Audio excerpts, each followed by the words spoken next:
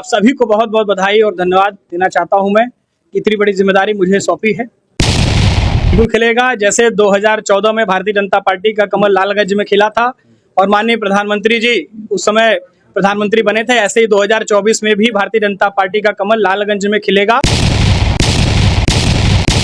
राजनीति के साथ ही खेल में भी अव्वल हैं सूरज श्रीवास्तव, जिन्हें मिली है लालगंज बीजेपी की कमान।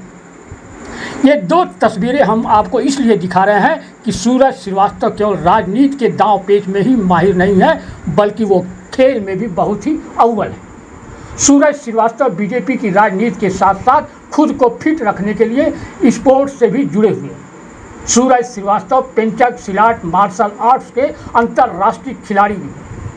सूरज प्रकाश श्रीवास्तव ने भारतीय टीम की तरफ से मलेशिया में विश्व पेंचक सिलाट चैंपियनशिप में देश की तरफ से 80-85 किलो भार वर्ग में खेलते हुए प्री क्वार्टर फाइनल मुकाबले में उज्बेकिस्तान के खिलाड़ी को हराकर क्वार्टर फाइनल में प्रवेश कर इतिहास रच दिया है।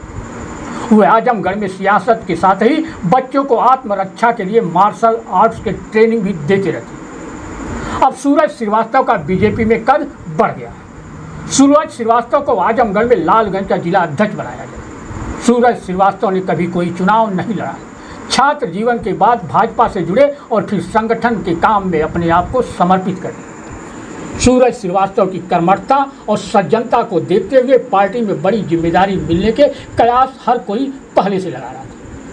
घोषित उपचुनाव हारने के बाद 2024 में होने वाले लोकसभा चुनाव से पहले सूरज श्रीवास्तव को लालगंज का जिला अध्यक्ष बनाकर बड़ी जिम्मेदारी दे दी गई। सूरज श्रीवास्तव आजमगढ़ के अब तक के सबसे युवा लालगंज के अध्यक्ष बनाए गए। सूरज श्रीवास्तव को पार्टी ने अहम जिम्मेदारी सौंपी है। इस नियुक्ति के साथ पार्टी ने लालगंज लोकसभा क्षेत्र में युवाओं को साधने की भी कोशिश की।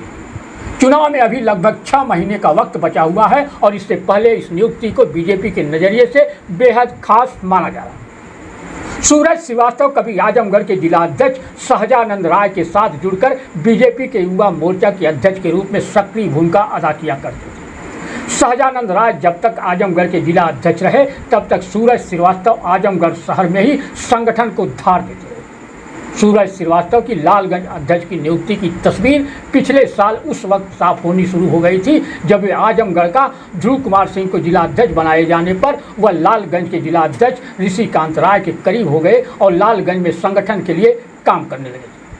वे 2022 के विधानसभा चुनाव में लालगंज लोकसभा की सभी विधानसभा क्षेत्रों में लालगंज जिला अध्यक्ष ऋषिकांत राय के साथ भाजपा जिला उपाध्यक्ष के रूप में भूमिका में नजर आते थे। तभी से माना जा रहा था कि ऋषिकांत राय के बाद सांगठनिक क्षमता को देखते हुए सूरज श्रीवास्तव को लालगंज की बागडोर सौंपी जा सकती है। और आखिरकार लोकसभा चुनाव से पहले बीजेपी संगठन में सूरज श्रीवास्तव की लौ जल उठी। लालगंज जिला अध्यक्ष की बागडोर सौंपकर सूरज श्रीवास्तव को लालगंज लोकसभा में कमल खिलाने की एक तरह से बड़ी जिम्मेदारी दी गई। लालगंज लोकसभा सीट सुरक्षित है। इस सीट पर अब तक मोदी लहर में ही 2014 के चुनाव में कमल खिल पाया था।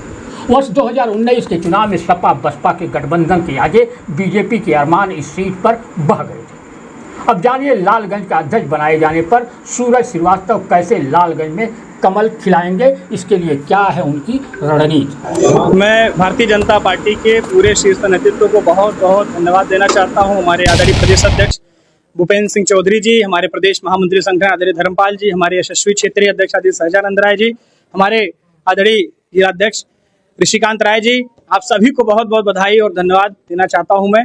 इतनी बड़ी जिम्मेदारी मुझे सौंपी है।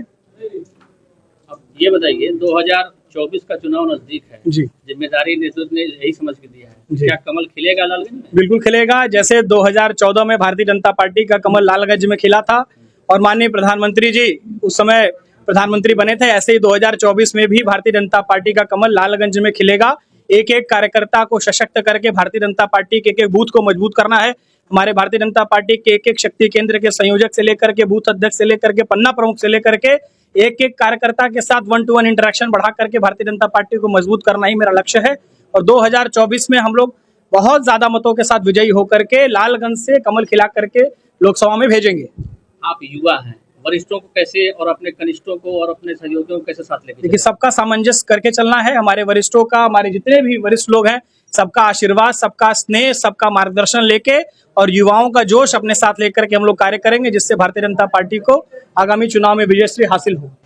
आजमगढ़ में भारतीय जनता पार्टी की स्थिति अच्छी नहीं रही है। विधानसभा चुनाव की अगर बात की जाए तो 5 विधानसभा वहाँ की हार गए थे आप लोग, तो 24 में कैसे कमल खिलाएंगे, क्या रणनीति है इसके लिए? देखिए, इसके लिए हमें भारतीय जनता पार्टी को पहले बूथ जिताना होगा, तभी हम लोकसभा जीतेंगे। इसलिए हमारे एक एक बूथ अध्यक्ष को हम लोग मजबूत करेंगे, सशक्त करेंगे, उनके घर पर जाकर के, उनसे मिल करके, उनके परिवार से मिल करके भारतीय जनता पार्टी जब हम बूथों पर मजबूत करेंगे तो निश्चित ही जब पूरे लोकसभा का चुनाव होगा तो हर एक बूथ अध्यक्ष जीतेगा तो हमारा लोकसभा चुनाव हम आराम से जीत लेंगे। और भारतीय जनता पार्टी कार्यकर्ताओं की पार्टी है, कार्यकर्ताओं के बल पर कार्य करती है। मोदी जी की जो दूरदर्शी नीतियां हैं, जो भारतीय जनता पार्टी की जन कल्याणकारी नीतियां नहीं है, उन नीतियों को लेकर के जनता के बीच में जाएंगे और निश्चित ही हमारा कोई विपक्ष नहीं है। भारतीय जनता पार्टी ही इस समय सबसे मजबूत पार्टी के रूप में पूरे देश में है और विजयश्री हासिल करेंगे माननीय मोदी जी के चेहरे पर, माननीय योगी जी के चेहरे पर।